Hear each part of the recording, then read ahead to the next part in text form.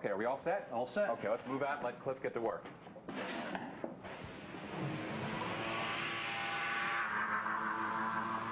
Cleet, what's going on here? Okay, what we're doing is we're spraying down on a 45. We'll go up the stud on a 45 to get a good monolithic seal.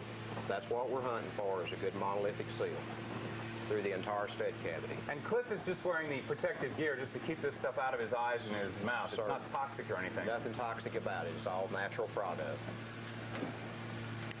Where's he actually aiming for when he's shooting this stuff? On a 45 to the corner of the stud.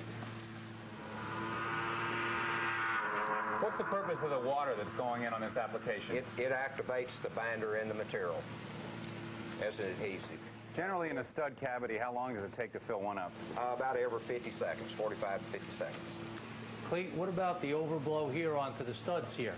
What we'll do at that point, Mike, is we'll take the stud scrubber and clean the face of the studs off where it's good and even for the sheetrock people. Cleet, I noticed we're getting a little bit there on the windows. Does that have any effect on the window trim or the window glass or anything? No. Cleaning up with the vacuum and the broom, just take the broom and wipe it right off.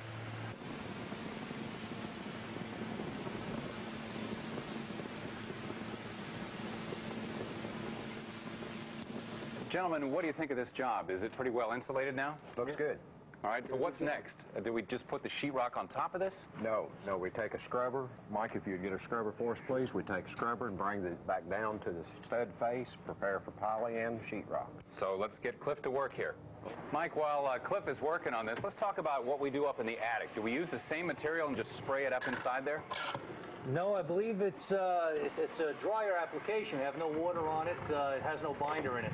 Cleet, why is it drier and no binder? There's no reason for it to have a binder to lay on a flat ceiling or a 10-12 slab. Process for me, if you will, of putting it in the attic. All we do is just go to a 3-inch line, go up in the attic and open the machine up and spray the attic. All right, so are we pretty much through right now after the scrubbing takes place? Absolutely. Ready for sheetrock. After a quick cleanup of the excess material with the vacuum system, the job is complete. Remember, thermal protection, sound control, fire safety, an all-natural product, and you get a healthier home that costs you less money. For more information, please call 1-800-762-9665